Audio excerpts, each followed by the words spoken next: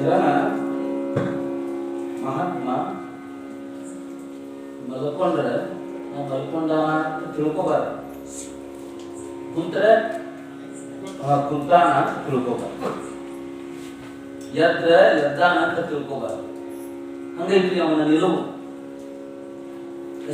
ಕೃಷಿ ನಿದ್ರೆಗಳನ್ನ ಮೀರಿ ನಿಂತಾತ ಯಾರು ಅವನ ಶರಣ. ಇವನ್ನೆಲ್ಲವನ್ನು ಯಾವತ್ತು ಶರಣ ನಿದ್ರೆ ಗೈದರೆ ಜಪ. ನಿದ್ರೆ ಮಾಡಕತ್ತ ಜಪ ಐತಿ. ಹಗಲತ್ತ ಇಲ್ಲ, ರಾತ್ರಿ ಇಲ್ಲ, ಹಗಲು ರಾತ್ರಿಗಳನ್ನು ಮೀರಿ ನಿಂತ ನಾವೊಬ್ಬ ಶರಣ ಮಹಾತ್ಮ ಸಿದ್ಧಾರೂಢ. ಅವನೇ ಗುರುನಾಥಗೌಡ, ಅವರೇ ಗುರು ಗೋವಿಂದರು, ಅವರೇ ಶಿಶುನಾಳ ಶ್ರೀಧರ್ ಇಲ್ಲ. ರಾತ್ರಿ ಐತಿ, ಈಗ ಹೋಗಿ ನಮಸ್ಕಾರ ಮಾಡಿದ್ರೆ ಗೊತ್ತಾಗತ್ತಿಲ್ಲ, ಮುಂಜಾನೆ ನಮಸ್ಕಾರ ಮಾಡಿದ್ರು ಅಂದ್ರೆ ಅವನೇನ 24 ತಾಸು ಅವ ಒಳ್ಳೇದ, ಅಮಾಶನು ಒಳ್ಳೇದ, ಶನಿವನು ಒಳ್ಳೇದ, ದಿನಾಮ ಒಳ್ಳೇದ, ಪಕ್ಷನು ಒಳ್ಳೇದ, ಯೋಗನು ಒಳ್ಳೇದ, ಕರ್ಣನು ಒಳ್ಳೇದ, ತಿಥಿನೂ ಒಳ್ಳೇದ, ವಾರನೂ ಒಳ್ಳೇದ, ನಕ್ಷತ್ರನೂ ಒಳ್ಳೇದ, ಏನಿ ಇಲ್ಲ ಅಂದ್ರೂ ಒಳ್ಳೇದ. ಇವನ್ನೆಲ್ಲವನ್ನು ಮೀರಿ ನಿಂತಾತ ಯಾರಪ್ಪ ಅಂತಂದ್ರೆ ಅವನಿಗೆ ಮಹಾತ್ಮ. ಅವಾಗ ಯಾವ ನಿಬಂಧನೆಗಳೆಲ್ಲ, ಅದಕ್ಕೆ ಶರಣ ನಿದ್ರೆ ಗೈದರೆ ಜಪ ಕಾಣಿರು, ಶರಣನೆಂದು ಕುಳಿತರೆ, ಶರಣ ನಿದ್ರೆ ಗೈದರೆ ಜಪ, ಶರಣ ನಿದ್ದೆ ಗೈದರೆ ಜಪ, ಶರಣನೆದ್ದು ಕುಳಿತರೆ ಶಿವರಾತ್ರಿ.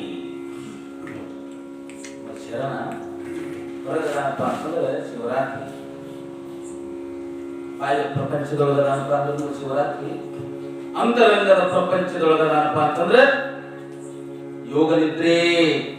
ಯೋಗ ನಿದ್ರೆ ಅಂತ ಒಳಗಿನ ಪ್ರಪಂಚದೊಳಗೆ ಯೋಗ ನಿದ್ರೆ, ಅಂತರಂಗದ ಪ್ರಪಂಚದೊಳಗೆ ಶಿವರಾತ್ರಿ ಒಳಗೋಗಬೇಕು ಅಂತ ಯಾರ ಅಂತಂದ್ರೆ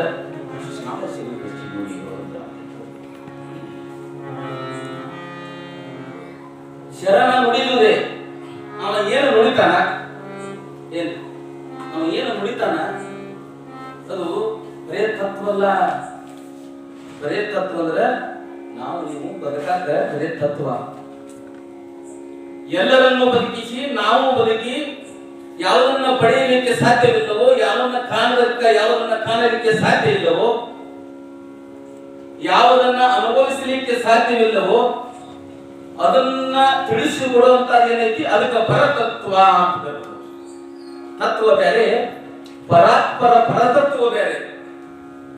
ಯಾವ ನಮ್ಮ ಊಹೆಗೆ, ನಮ್ಮ ತರ್ಕಕ್ಕೆ, ನಮ್ಮ ಈ ಮತಿಗೆ ನಿಲುಕುವುದಿಲ್ಲೋ, ತಿಳಿಯುವುದಿಲ್ಲೋ, ಯಾವುದು ತಿಳಿಲಾರದನ್ನು ತಿಳಿಸುವಂತದ್ದು ಪರತತ್ವ.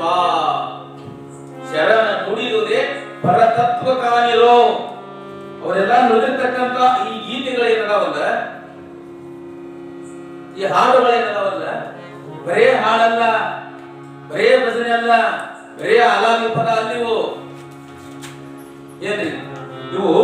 ಅನುಭಾವ ಗೀತೆ.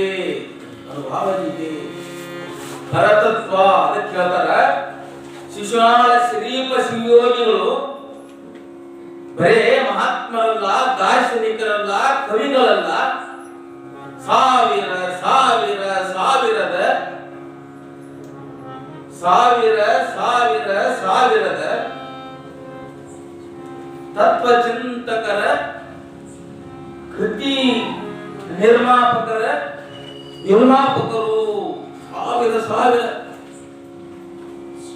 ಇವರ ಬರೀ ಒಂದೊಂದು ಸಾಲಿನ ಮೇಲೆ PhD ಮಾಡಿ ಸಾವಿರಾರು ಜನ ಸಂಶೋಧಕರಾದರು, ಸಾವಿರಾರು ಜನ ಕವಿಗಳಾದರು. ಅದಕ್ಕೆ ಹೇಳ್ತಾರ ಸಾವಿರ ಸಾವಿರ. ನೋಡಿದ್ರೊಳಗೆ ಎಷ್ಟು ವಿಜಯ ಐತಿ.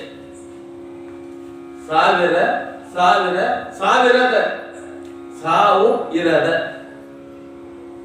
ನೋಡಿ, ಸಾವಿರ ಸಾವಿರ ಸಾವಿರದ ಸಾವು ಇರದ ಕವಿಗಳು. ಇವರು ಒಂದೊಂದು ಸಾಲನ್ನು ಓದಿ PhD ಮಾಡಿ ದೊಡ್ಡ ದೊಡ್ಡ ಕವಿಗಳಾಗ್ಯಾರ ಅಂತಂದ್ರೆ ಮತ್ತೆ ಇವರು ಒಂದೊಂದು ಸಾಲಿನೊಳಗಿಂತ ಶಕ್ತಿ ಇಲ್ಲ ಅಂದ್ರೆ ನೀವರಲ್ಲಿ ಎಂತ ಶಕ್ತಿ ಇರಬಾರ್ದು, ನೀವರಲ್ಲಿ ಎಂತ ಇವತ್ತು ಗೀತೆ ಒಳಗೆ ಶಕ್ತಿ ಇರಬಾರ್ದು.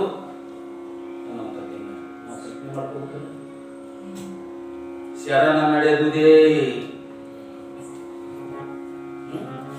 ಅವನು ನಡೆದಿರ್ತಕ್ಕಂಥ ಹಲವು ಮಾತೇನು ವರಿದು ಪಾದವರೆಟ್ಟ ನೆಲವೇ ಜಲವೇ ಪಾವನ ತೀರ್ಥ ಸುಲಭ ಶ್ರೀ ಗುರುವೇ ಕೃಪೆಯಾಗು ಅಂತ ಹೇಳ್ತಾರೆ. ಅವನು ನಡೆದಿದ್ದು ಪಾವನ ತೀರ್ಥ ಗತಿ. ಕೂಡಲ ಸಂಗನ ಶರಣರ ಕಾಯಕವೇ ಅಂತ ಹೇಳ್ತಾರೆ ಅವರು. ಕೂಡಲ ಸಂಗನ ಶರಣರ ಕಾಯಕವೇ ಕೈಲಾಸ ಕಾಣಿರೋ. ಯಾಕೆ ಕೈಲಾಸ ಕಾಣಿರೋ ಅಂತ ಇವತ್ತಿದ್ರೆ ನಾವು ಇದಕ್ಕೆ ತಗೊಂಬಂದಿಪ್ಪ ಅಂದ್ರೆ ನಾವು ನೀವು ಇನ್ನು ಮುಂದೆ ಎಲ್ಲಿ ಹೋಗ್ಬೇಕಾಗಿತ್ರಿ? ಎಲ್ಲಿ ಹೋಗ್ಬೇಕು? ನಾವಿದ್ರೆ ನಾವು ಕೈಲಾಸಕ್ಕೆ ಹೋಗುವ ಸಂದರ್ಭ ಬಂದೈತಿ. ಈಗ ಯಾಕಂದ್ರೆ ಕೈಲಾಸಕ್ಕೆ ಯಾಕೆ ಹೋಗುವ ಸಂದರ್ಭ ಬಂದೈತಿ ಅಂದ್ರೆ ಕೈಲಾಸದೊಳಗೆ ಯಾರಲ್ಲ, ಅಲ್ಲಿ ಏನ್ ನಡೆದೈತಿ, ಕೈಲಾಸ ಹೆಂಗೈತಿ, ಅಲ್ಲಿಂದ ಮತ್ತೆ ಕೈಲಾಸದಿಂದ ಮತ್ತೆ ಅವತಾರವನ್ನೆತ್ತಿ ಸಿದ್ಧಾರೂಢರು, ಶಿವಾನಂದರು, ಮಳೆವಾಳಪ್ಪನವರು, ನಾಗಲಿಂಗಪ್ಪನವರು, ಶರೀಫರು, ಗುರು ಗೋವಿಂದ ಭಟ್ರು ಹ್ಯಾಂಗ ಬಂದ್ರು, ಅವ್ರು ಯಾಕೆ ಕಳಿಸಿಕೊಟ್ರು, ಅಲ್ಲಿ ಏನ್ ನಡೆದಿತ್ತು ಅಂತ ನಾವು ಕೈಲಾಸಕ್ಕೆ ಹೋಗ್ಬೇಕಂತ ನೋಡ ಬರ್ತಿರಲಿ. ಮತ್ತೆ ನೀವೆಲ್ಲರೂ ಅಲ್ಲಿ ಕೇಳಿ ಹೋಗಲು ಬರ್ತೀರಿ ಏನಾರೇ ಒಳ್ಳೆ ಅಲ್ಲಿ ಕೇಳಿ ಆಗಿರ್ತೀರಿ ಅಂದ್ರೆ ಅಂತ ಕೇಳಿದ್ನು. ಕೃಷ್ಣಾಳಿ ಶರೀಫ್ ಹೋಗಿ ಅದಕ್ಕೆ ಕೇಳಿ ನಾವು ಅಲ್ಲಿ ಕೇಳಿ ಅಂದ್ರೆ ನಾಳೆಗೆ ಎತ್ತ ಮಾಡಿವು. ಇಲ್ಲೊಂದು ನಾಳೆ ಐತಿ, ಇಲ್ಲೊಂದು ನಾಳೆ ಇಲ್ಲೊಂದು ದಂಡಿ ಕಟ್ಟಿರುತ್ತೆ. ಇಲ್ಲಿ ಅಲ್ಲಿಕೆ ನಿರ್ಮಾಣ ಮಾಡ್ಕೊಂಡು ಇಲ್ಲಿ ಅಂತ ಕುಂಡ್ರಿ ಅಂತ ಸುಖ ಐತಿ. ಅದಕ್ಕೆ ಅಲ್ಲಿಕೆ ನೀವು ಬರ್ತೀರಿ ಅಂದ್ರು, ಒಳ್ಳೆ ಅಂದ್ರೆ ಇಲ್ಲಿ ಕೇಳಿ ಆಗಿರ್ತೀರಿ ಅಂದ್ರು ಅಂತ ನಮ್ಮ ತಾಯಿ ಅಂತ ಎಲ್ಲ ಹಾಡ್ತಾರೆ. ಅವ್ರು ಭಾಷೆ ಅಲ್ಲಿಕೆ ಮಾಡ್ತಾರೆ. ಅವರು ಏನ್ ಎಲ್ಲ ಹಾಡುಗಳನ್ನ ಹಾಡ್ತಾರೆ. ಅವರು ಗೊತ್ತಿಲ್ಲ ಅಂತಲ್ಲ. ಜನಪದ ಸಾಹಿತ್ಯದೊಳಗ ಕನ್ನಡ ಸಾಹಿತ್ಯ, ಲೋಹ ಸಾಹಿತ್ಯ, ಜನಪದ ಸಾಹಿತ್ಯದೊಳಗೆ ಇದು ಮಿಂಗಲಾಗಿದೆ. ಈ ನಮ್ಮ ಶಿಶುನಾಳ ಶರೀಫ ಶಿವಗಳ ತತ್ವ ಪದಗಳು ಎಲ್ಲರೂ ಬಾಯಿಂದ ಬಾಯಿಗೆ ಹರಿದುಂಟಾವು. ಓದಾಕ ಬರೆಯಾಕ ಬರಲಾರಂತವ್ರು ಸಹಿತವಾಗಿ ಹಾಡುಗಳನ್ನ ಹಾಡ್ತಾರ. ಯಾಕ ಅವು ಹಂಗದಾವ್ ಆಶೀರ್ವಾದ ಮಾಡ ಎಲ್ಲಾರಿಗೆ ಹಾಡಕ್ ಕೊಡ್ಬೇಕು, ಎಲ್ಲಾರಿಗೆ ಕೇಳಾಕ್ ಕೊಡ್ಬೇಕು, ಎಲ್ಲಾರಿಗೆ ತಿಳ್ಕೊಳಕ್ ಕೊಡ್ಬೇಕು ಅನ್ನುವಂಗ ಬರ್ತಾನ. ಅದಕ್ಕ ಬೆಳಗ ಬೆಳಗ ಬೆಳಕ ಸೇರ್ಸ್ಯಾನ. ಬರೇ ಒಂದು ಅರ್ಥ ಸೇರಿಸಿಲ್ಲ. ಬೆಳಗ ಬೆಳಕ ಬೆಳಗ ಇವು ಮೂರು ಸೇರ್ಸ್ಯಾನ. ಇವು ಮೂರು ಬೆಳಗ ಬೆಳಕ ಬೆಳಗ ಇವು ಮೂರನ್ನ ಹೇಳ್ಬೇಕಂದ್ರೆ ಒಂದ್ ದಿವಸ ಕಟ್ಟಾಯ ಮಾಡೋದು ಹೇಳುದು ನಡುವ ಅವ್ನು ಹೆಂಗ್ ಸೇರ್ಸ್ಯಾನ ಅನ್ನೋದು. ಅದಕ್ಕೆ ನಾವು ನೀವು ಕೈಲಾಸ ಹೆಂಗೈತೆ ಅನ್ನೋದನ್ನ ಈಗ ಕೈಲಾಸದೊಳಗ ಏನ್ ನಡೀತು ಅಂತ ಆಯಾವ ಸದಾಶಿವಾನಂದ ಮಹಾಸ್ವಾಮಿಗಳು ಹೇಳ್ತಾರೆ. ಕೈಲಾಸದೊಳಗೆ ಏನ್ ನಡೀತು, ಅಲ್ಲಿ ಏನೇನು ಅಪ್ಪನೆ ಆಯ್ತು, ಯಾರು ಹೋಗಿ ವಿಷಯವನ್ನು ತಿಳಿಸಿದ್ರು, ಭೂಲೋಕದೊಳಗೆ ಏನು ಕೆಲಸ ಇದೆ ಅಂತ ತಿಳಿಸಿದ್ರು ಅನ್ನುವಂಥದ್ದನ್ನ ಎಲ್ಲ ಹೇಳ್ತಾರೆ. ನಾವು ಈಗ ನೋಡೋಣ. ಪೂರ್ವದೊಳಗೆ ಒಂದು ವಚನವನ್ನು